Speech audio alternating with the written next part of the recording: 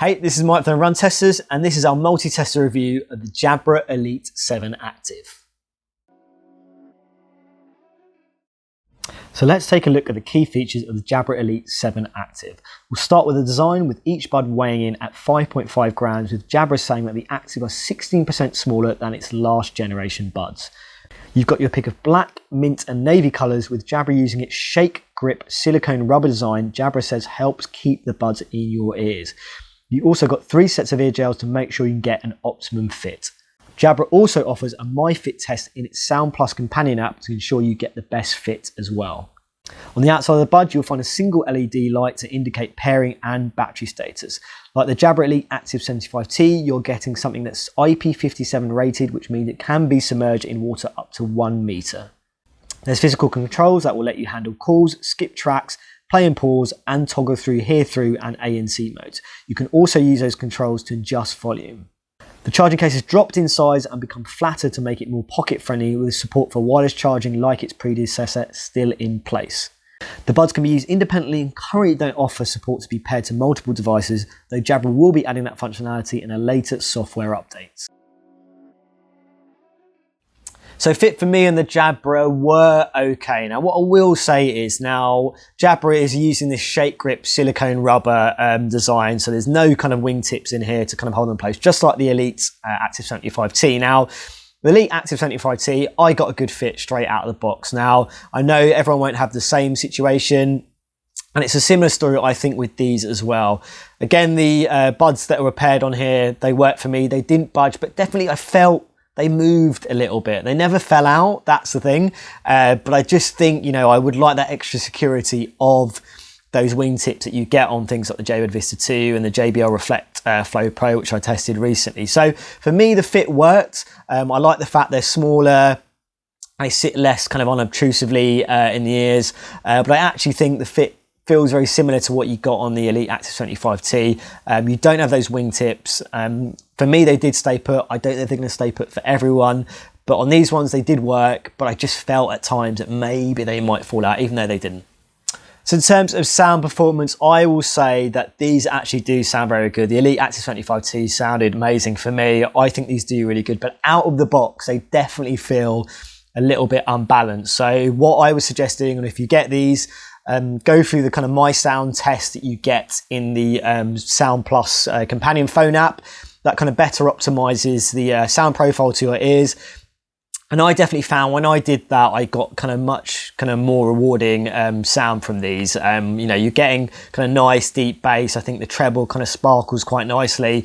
The sound stage is relatively wide there as well. So I do think you can get really good sound quality from these. I just think you have to make sure that when you get them, you have to go through that kind of process through the companion app, and that's when you're going to get the best sound out of these earbuds. So in terms of active noise cancellation, now obviously Jabra rolled that out on a firmware update to the previous version. Now with these, you're getting it straight out of the box. Now obviously you have to go into the companion app to kind of really set this up and make sure you get the best kind of experience on that active noise cancellation. Now for me, what I would say is that compare this to things like the Jaybird Vista 2, the JBL Reflect Flow Pro, which kind of, those sit around this price range as well.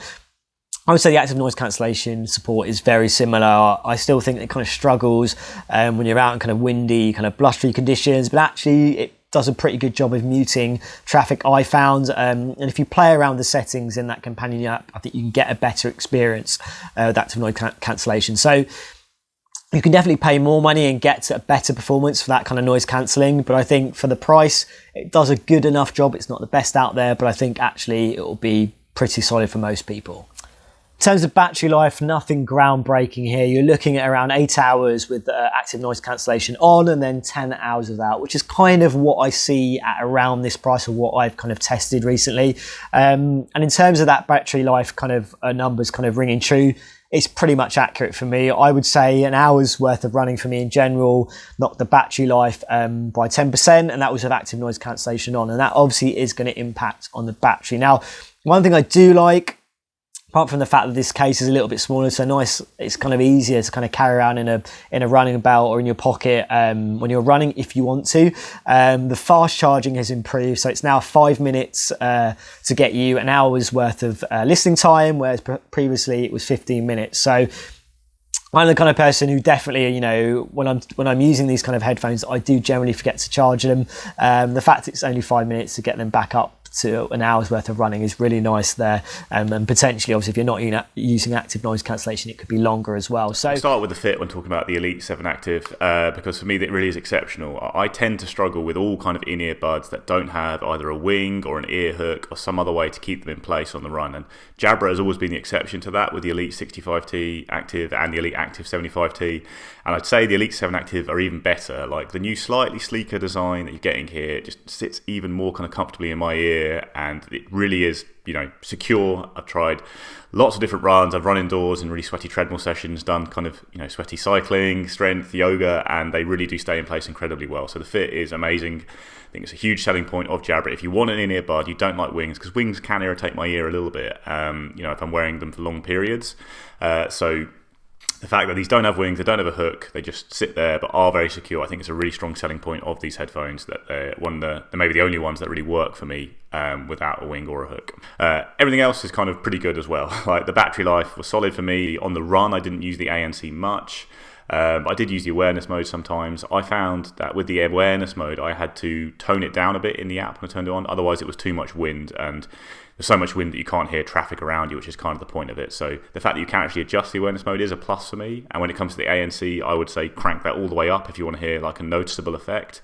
But I did get, you know, a little reduction in things like traffic noise when I was outside using them or sitting on trains, you know, on the way to work or something. I don't think the ANC is the best I've come across. I actually think Apple AirPods Pro are really good on that front, and Sony's sports headphones with the really weird name have very good ANC, but they would fall out of my ears. So, you know, there's pluses and minuses there. Sound quality is also really good here. There's not much customization available in the app. You do get more customization on something like the Jaybird Vista buds, and I think probably overall those maybe do have a little bit more depth and power to them. Maybe they sound slightly better, I'd say, and I do really like the sound of the Bose Sport earbuds as well, but I still do think these are very, you know, good headphones when it comes to sound quality, especially, you know, kind of sports buds. Don't think you'll be massively disappointed by them on that front. Yeah, they're really good. I just maybe would like a little bit more customization in the app, although obviously you can't do any of that with the Bose headphones. It's, you know, it's just I happen to like the sound profile they come with. The controls are very, very good. Again, the button controls work really well on the Jabras. They always have. They don't tend to misread your controls. You can customize them a bit in the app. It all works perfectly well. And connectivity is another strong suit of the Jabras in general.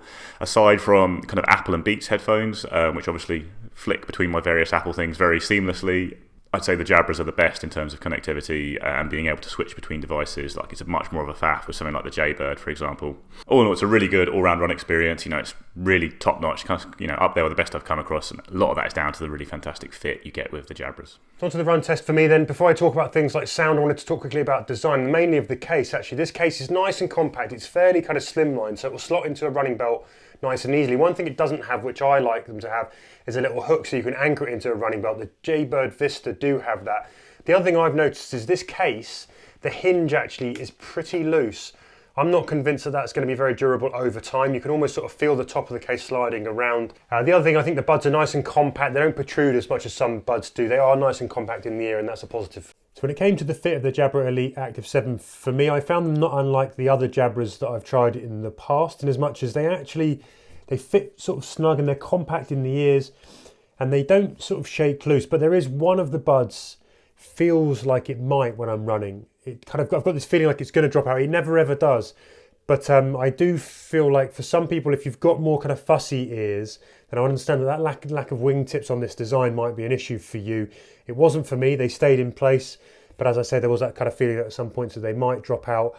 I don't think I would necessarily trust them hammering down a really, really steep descent, sort of down kind of a big steep bit of trail. So when it came to sound, even though I'd done that kind of custom sound test, which personalises the sound you're hearing, I still felt like I needed to go into the custom EQ and tweak the sound profile a little bit more. But once I had, actually, I think the sound on this is exactly how I like to run with it. It's kind of big, it's loud, it's kind of rich. You can obviously tweak and up the bass or up the treble, customize that kind of sound profile, and it's kind of plenty kind of ear filling for me to give that kind of, the kind of music I listen to. It sort of gave a kind of big full-bodied kind of performance when I was running, just as I would like, kind of block out the world out around. I had no complaints about sound at all. Where I personally was a little bit less impressed was with the active noise cancellation and the transparency modes.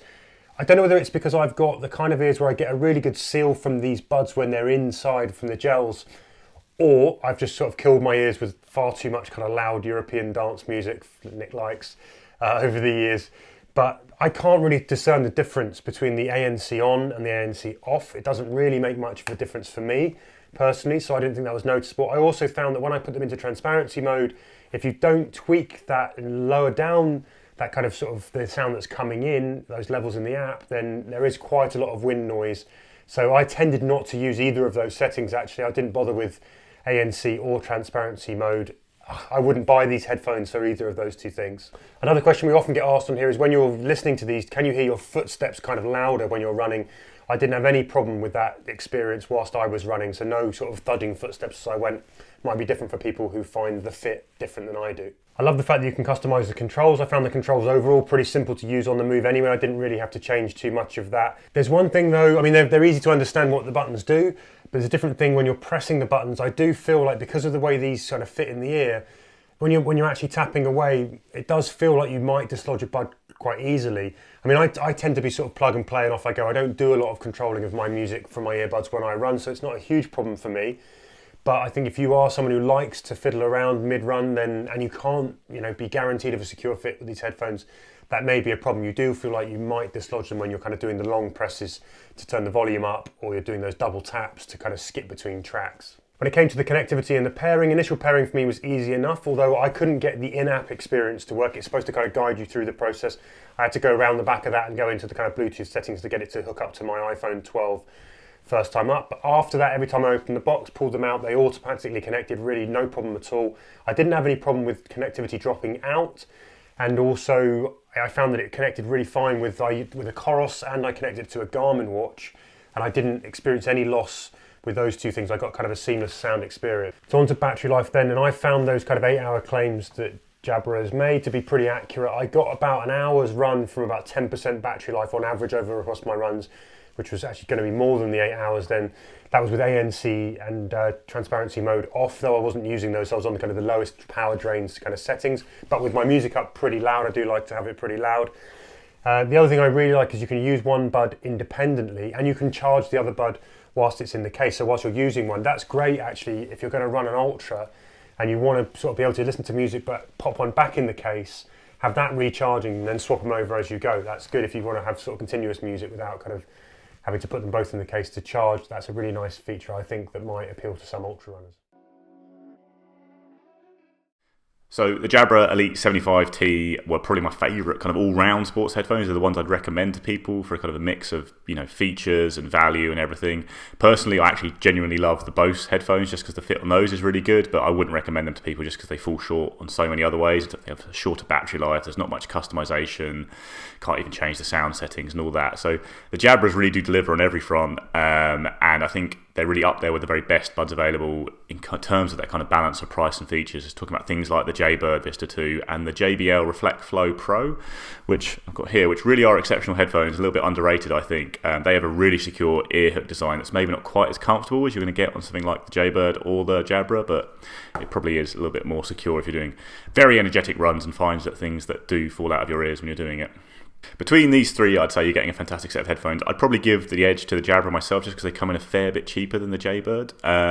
Even though I do like some of the things on the Jaybird, the fact the case has a little bit of waterproofing is nice. I do think the sound is slightly better on the Jaybird for me, but the Jabras have, I think, a better fit. I like the fact you don't have to use a wing on them, and they're very easy to use, really good at connecting to things, and the battery life's very strong, whereas on the Jaybird I found if you turned on the ANC, the battery life would dive quite a fair bit from the kind of listed 8 hours. The only thing I would say though is if you can find the Elite Active 75T in a good deal, then I would probably pick those up ahead of the new one. Like, there are some small and welcome upgrades here, like they are better headphones for me, but there's nothing like game-changing in the new design, and the other ones worked really well for me as well in terms of fit and all the other things I kind of mentioned. Like the Elite 75T, the Elite Active 75T were down to like £130 for a while. I think Jabra's put that price back up because they don't want people to buy them instead of these, but I'm sure they'll be on sales around the internet, and I'd maybe try and bag a bargain on those rather than necessarily going for the new ones. I think what I will say about that is do go for the active version, in my opinion. Like, the little kind of silicone shape grip coating you get on the headphones makes them a lot more secure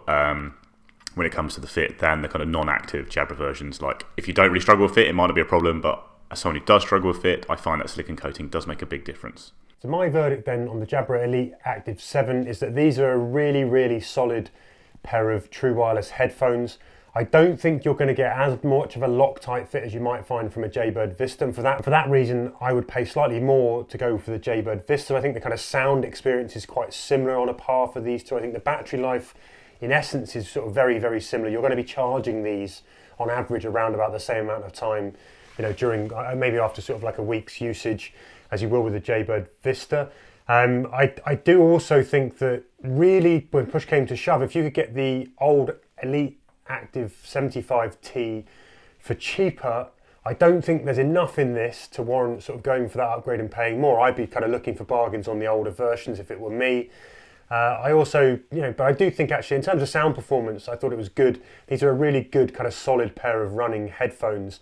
The one thing is you've got to make sure that you can get that fit. If you struggle to have good fit from in-ear buds, the lack of wingtips might be an issue with these. So if you've had trouble with them before, I don't think enough has changed here to make a difference, and I would be looking elsewhere. So my verdict on the Jabra Elite 7 Active is that they are a really solid pair of sports earbuds. I think they sound great. The battery life is solid. I like the fact that the case is smaller than it was previously. The quick kind of charging has improved as well. The fit, the only thing with me with the fit, they did stay put, but I do still think that for some people, it is going to be a bit of an issue that they haven't got wingtips. The fit is not going to work for everyone. Ultimately, that is going to be a stumbling block for people. It has worked for me. I do like the fact they're smaller than the previous buds, but again, as I said, I'm not sure the fit is going to work for everyone. So if you're looking at what else is around this price, you are looking at things like the Jaybird Vista 2 and the JBL Fret Flow Pro, which I reviewed on the channel recently. Now, if I had to pick between those three, if I was looking to spend between those three, I would probably veer to one of the other two just for running. Now, what I would say is these are the best sounding I've heard of those three. And I'm fussy about my sound and I think these sound better. It's really down for me to the fit because the battery life is very similar across the three buds. You've got the wingtips on those two other earbuds, and I think, for runners, that's going to offer a more reliable and secure fit. These did stay put for me, but I don't know if that's going to be the case for everyone ultimately. Now, actually, if I was thinking about these and also the Jabra Elite Active 75T, I actually think there's not a huge amount of difference between the buds. Yes, they are smaller. They do sit small in the ears. You've got a little bit kind of improvement on the fast charging. The case is smaller than it is on the previous ones. But I think actually the fit, you're going to get similar. It's going to be a similar story there. The battery life is pretty similar, I think, as well. You're getting active noise cancellation on the Jabra Elite 75 Active T as well now, which, it didn't have initially, and that's been rolled out. So I think actually, if you could find that a little bit cheaper, I think you could get those and you could still get a really good pair of headphones. If you really want a smaller kind of form factor, that slightly better kind of fast charging support, and I don't think there's massive amounts difference in the sound quality, then you might want to go for these. But I actually think if you're comparing the two, you could actually go for the older Jabras and actually still get a really good pair of running headphones. So there you have it. That is our take on the Jabra Elite 7 Active. Now, if you've got any questions for us, let us know in the comments. As always, like and subscribe. Hit that little bell to find out about our latest videos. And yeah, we'll see you for the next Run Testers video.